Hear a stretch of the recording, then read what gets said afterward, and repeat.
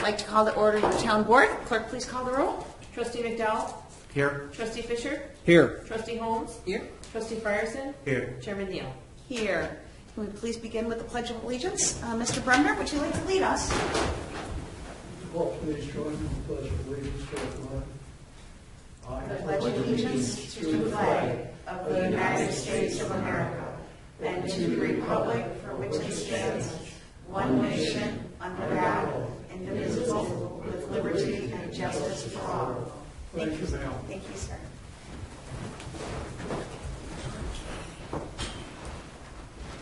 Are there any agenda changes?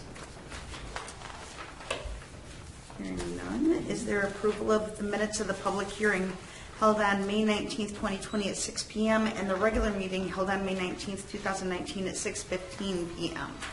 So moved. Second. Motion is second. Any discussion? Clerk, please call the roll. Trustee McDowell? Aye. Trustee Fisher? Aye. Trustee Holmes? Aye. Trustee Frierson? Aye. Chairman Neal? Aye. Are there any citizens' comments this evening? Yes. Please come to the podium. Hello, everyone. I'm going to talk about assessments. Last year was a quadrennial assessment year. We heard quite a bit about that from Mr. Wicketts. What exactly is a quadrennial assessment? According to the Illinois statutes, 200/9-155, in each general assessment year in those districts, the assessor, in person or by deputy, shall actually view and determine as near as practicable the value of each property listed for taxation as of January 1st of that year. To reiterate, all properties, each and every one, both residential and commercial, must be revalued. During the years between quadrennial assessments, assessors review assessments and make minor changes as required. Quadrennial assessments are big. They have major influence on our assessment for 4 years. According to the county assessor, assessments perform a distributive function. The job of the assessor is to value all property at 1/3 market value in a uniform and equitable manner. Your assessment determines how taxes will be prorated. Our assumption is that all property is valued in a uniform and equitable manner. But what if it isn't? In that case, the allocation of taxes will not be fair and equitable. A review of commercial properties in Zion Township shows that 87% of the commercial properties, their assessments did not change. 87%. 13% of the properties were revalued. 60% of those had their assessments reduced. The total EAV for commercial property in Zion Township has dropped by $322,064. That's a 0.35% drop in the EAV. In comparison, almost every commercial property in Benton Township saw an adjustment. Their total EAV increased $542,994, or 1.37% up. An increase of slightly more than $500,000 in the township, which has 30% fewer commercial properties than Zion. What does this mean? It means that residential property owners are picking up the slack for unassessed or underassessed commercial properties. District 126, the high schools, taxes 3 townships, Zion, Benton, and Newport. The taxes Zion commercial properties aren't paying are distributed across all 3 townships, forcing Benton and Newport residential and commercial properties to pay more. The county assessor anticipates commercial property values will drop next year due to the effects of the coronavirus on their income. That means even more of the burden will be shifted to residential homeowners. I appreciate their problem, but would like to point out that commercial entities can pass along costs to their customers. Not so with us. We absorb all additional costs. We've been cheated. How do we fix this? Can Zion's commercial properties be revalued? How do we prevent this type of dereliction of duty in the future? What safeguards can be put in place? Why didn't the assessor use the computer-assisted mass appraisal software? Does the assessor answer to anyone? It appears to me, at least, that the compiled statute 200/9-155 was violated because not every property was revalued. I don't know these answers. I'm trying to find out. I hope some of you are willing to join me in this quest. Thank you. Thank you. Have you reached out to Larry Wicketts at all yet? Or? Mr. Wicketts Felix is not answering or returning phone calls. Gina Roberts has been trying to contact him for the last week. I called the county assessor, and he has not found time to call me back either. Okay, good to The know. next move is to the state. Interesting. But I think these questions bear answering. I would agree. Yeah, absolutely. Would you be willing to give us a copy of some of the data that you've just given to us? Yes, I would. Thank you. I have spreadsheets downloaded from the Lake County Tax website. So yes, I use their software. Are there questions? I'm sorry, their download page. Yeah. And yes, I'll share it. And I'd definitely be interested in helping find an answer. Maybe if you could forward them to Supervisor Yeah, Neal. is that a written statement with the information? That if you could send it to me in an email, Yes. that way I can distribute it to everybody and tell it to. Okay, I'll send Assessor you Reports. these spreadsheets. Okay. I have spreadsheets for Zion Township commercial property, for Benton Township commercial property, and for Newport commercial property. So curious what your thoughts are. I think we should follow up on what she's brought to our attention. Absolutely.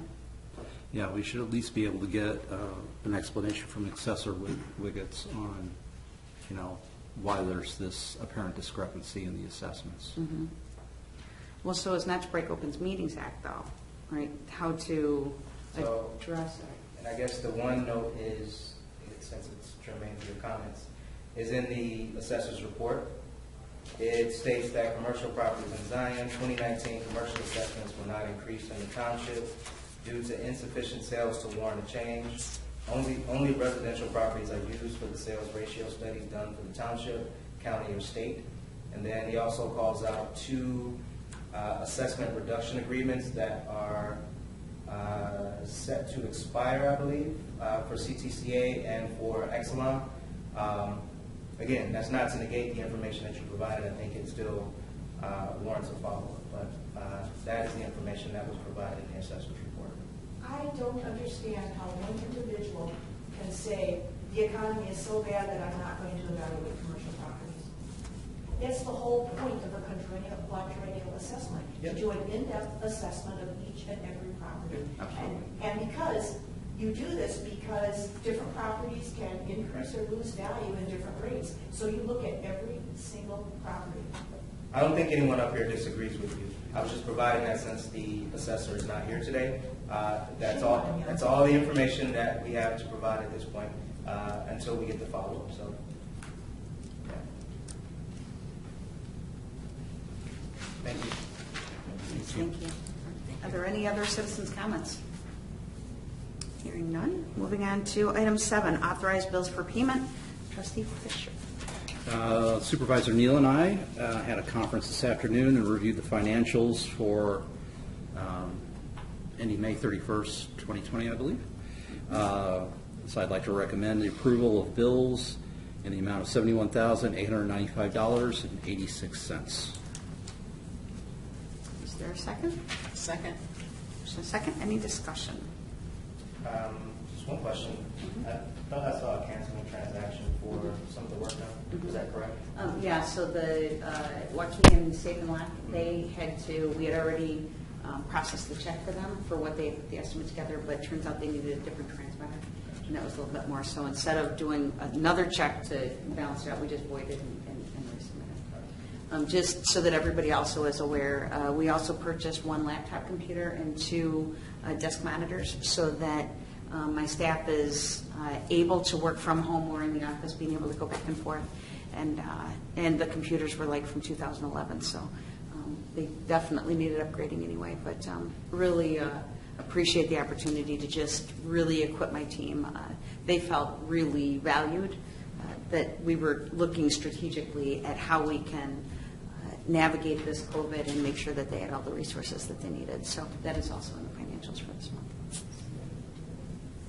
Point of order. Yes, sir. First, it is not my intent, Trustee Fisher, to embarrass or Supervisor Neal.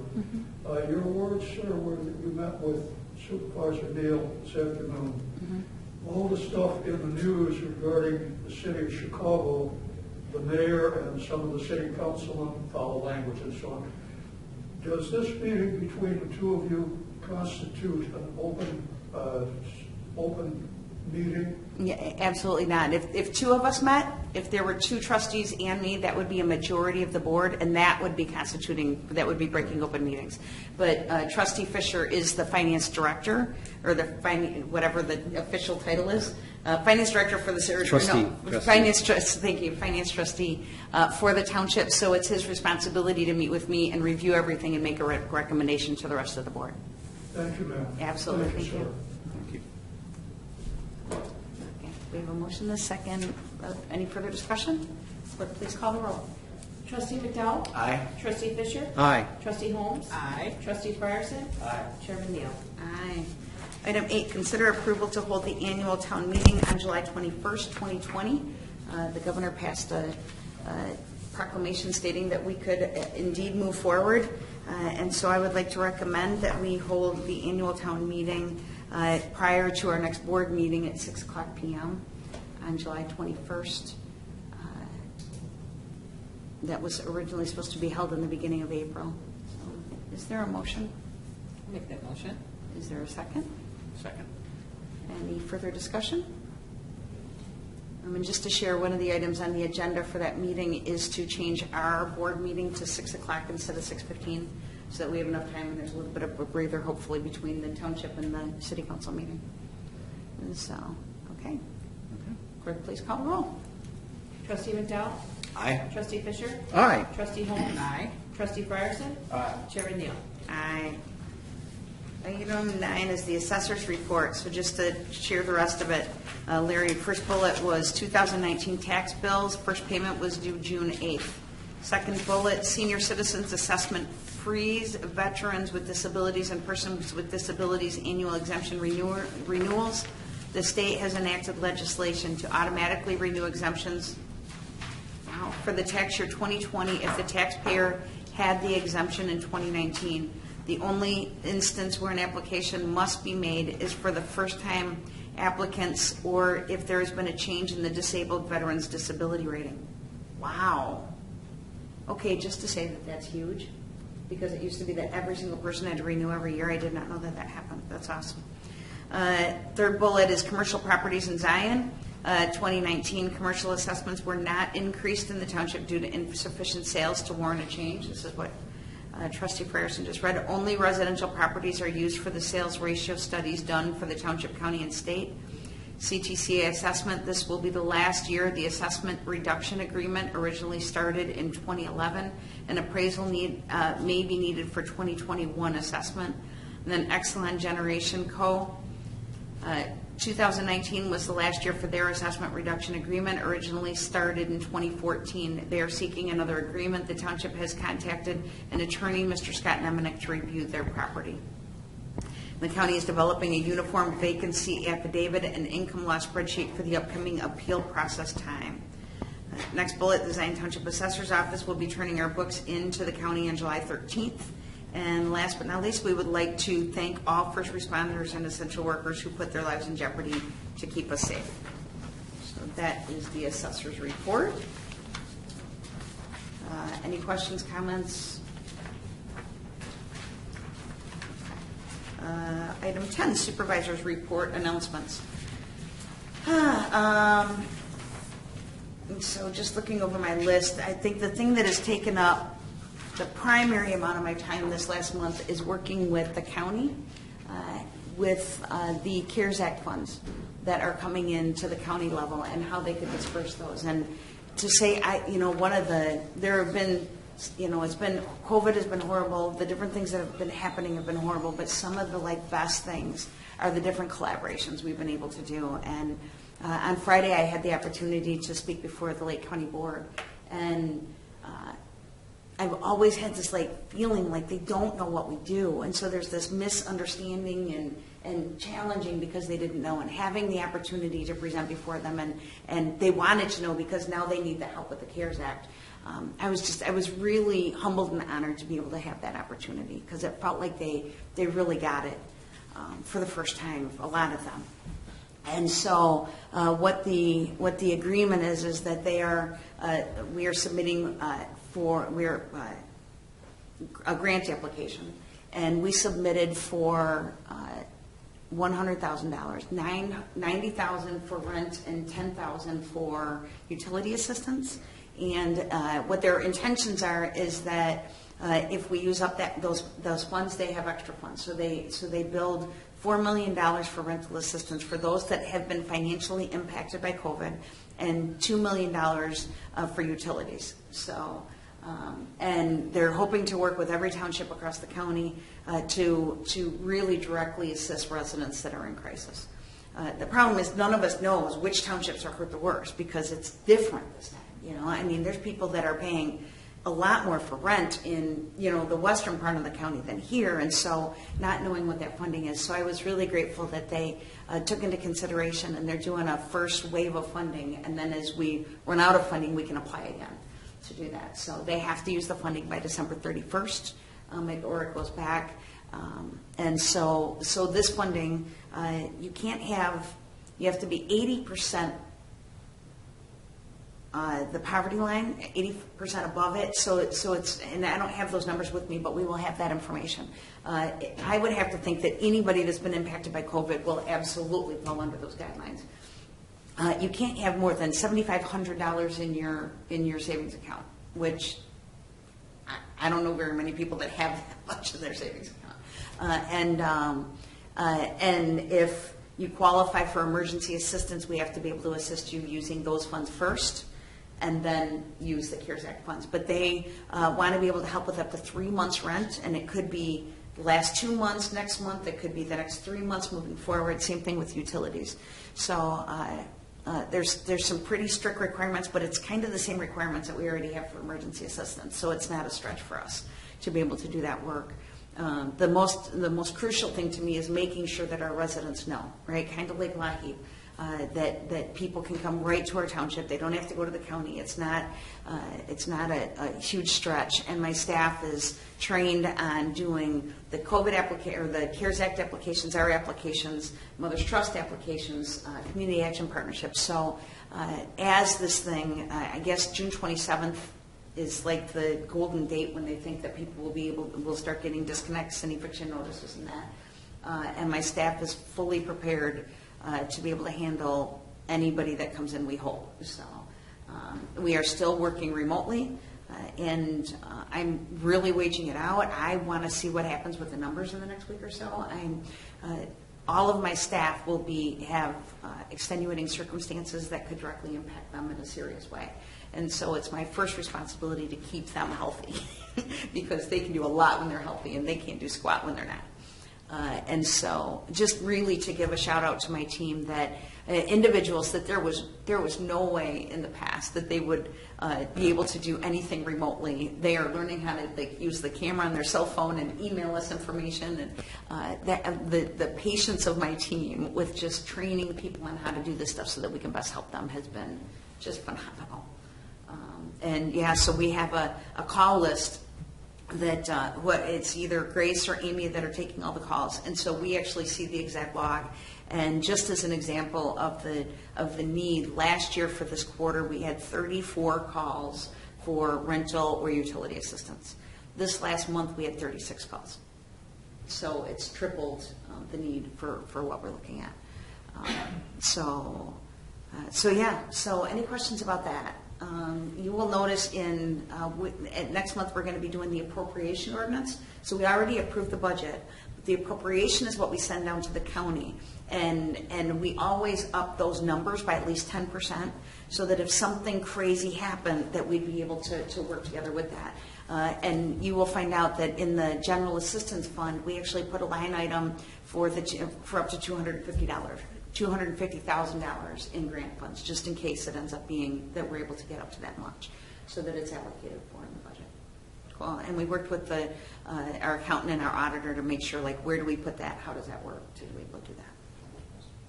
So, got that. The ZB Quarterly is out.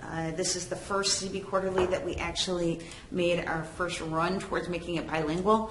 So some of the agencies did, some of them weren't in a position to do that yet, but we're really proud of the efforts that everybody's making to try and make this the best communication tool for everybody in our community. The next one will come out September 1, so we have some time. Still really hoping that we get Winthrop Harbor and Beach Park schools and Winthrop Harbor schools on board. Not holding my breath, but hoping. So then we'll have everybody.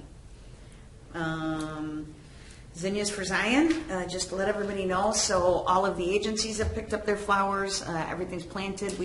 The last of our seeds, I've got some in my car. I've got 6 more deliveries to residents that have reached out and asked for zinnia seeds. And Abiding Love Food Pantry is handing out zinnia seeds and masks that people have made and donated. So we brought all those over to Abiding Love Food Pantry for that. So now it's just about like watering your seeds so that they grow, and then people submitting their pictures for on the Zinnias for Zion Facebook page and the coloring contest. Culver's is going to have the pages too, and just trying to get the energy going in our community. So moving forward with that. Got that. We'll be closed on July 3rd for the holiday. Appropriation, I talked about that. Lake County annual meeting. The assessor position. So Sandra, we put together the job description, all that other stuff, and I kept thinking that like this is way too complicated, too much. People aren't going to get it. So I reached out to first the Eala Township Assessor, who sent me to the Fremont Township Supervisor, who sent me to the Moraine Township Supervisor, and in June of 18, they had their assessor step down. And so in front of you, I have the what they posted as the job announcement. Where is it? Oh, right here. To notify everybody, and so we have forwarded this to Chris Sheminsky to put on our website. As well as we forwarded it to the Job Center of Lake County, and it will be on LinkedIn, Facebook, and Nextdoor.com. So I share it with you if you have any other avenues to be able to put that out. I also reached out to the Department of Revenue to find out who has the qualifications to be an assessor in this township. And so I had to do a Freedom of Information Act request in order to get that information, but they will be getting that to me just so that we can see if there's any, who has those qualifications. We also reached out to the township officials of Illinois, and they have a guide for Township Board of Trustees having an assessor position to fill. And they talk about the 4 options, and it says, as the Township Board of Trustees, you do have some options when filling a vacant township assessor's office. Option 1, if a resident of the township has fulfilled the educational requirements, which is 6 classes, he or she can be appointed as the township assessor. However, remember that in order for an individual to be appointed, he or she must be a registered voter in the township and must have been a resident of the township for 1 year. Option number 2, if a resident of the township expresses interest in becoming qualified for the office of township assessor, then the Board of Trustees has the option of hiring the individual as an employee of the assessor's office. This would allow the township the opportunity to pay for the education necessary for that individual to become qualified. And then option 3, if no one in the township is qualified or interested in becoming qualified, the township board can hire a qualified non-resident as an independent contractor. The township can also contract with a part-time assessor from a neighboring township via an intergovernmental agreement. Compensation cannot exceed salaries set by board prior to the election for assessor. And then option 4, if no one can be found to fill the position, the county supervisor of assessments can perform the required work and bill the township for reasonable costs incurred. TOI recommends that this be your last option because the reasonable costs incurred may exceed the assessor's salary and would have to be paid by the township. So we will have options moving forward, which I really appreciated having that information. So yeah, I thought the first step was just get the information out, find out who has those credentials. The classes are not being offered right now, so if you don't already have the credentials, you can't be getting those, although I was told that one of the electives is a self-learn program. But I talked to the organization that does the testing, and they are working on trying to get the classes online by the end of August. But they've been saying that for a while, so we'll just have to take it one step at a time. So my recommendation is just that we put this out, we get that list, and we wait to see who. And I think I put the deadline the Friday before August 14th, so the Friday before our board meeting. So then everybody could have those applications. And then if we wanted to, prior to the board meeting, do interviews or whatever to be able to move forward so that we can. Liberty and Justice for All Mm. on the 4th of July Oh, on the CCC property. there you go. That's awesome. What time is that going to be at? 6 or 7 PM, okay. And it's open to the entire community? Anybody, yeah. Okay. So if we can help promote that, I would love to pass it on. Excellent. Anybody else have anything? No? Is there a motion to adjourn? Motion and second. Any discussion? Clerk, please call the roll. Trustee McDowell? Aye. Trustee Fisher? Aye. Trustee Holmes? Aye. Trustee Fryerson? Chairman Neal? Aye. Meeting adjourned.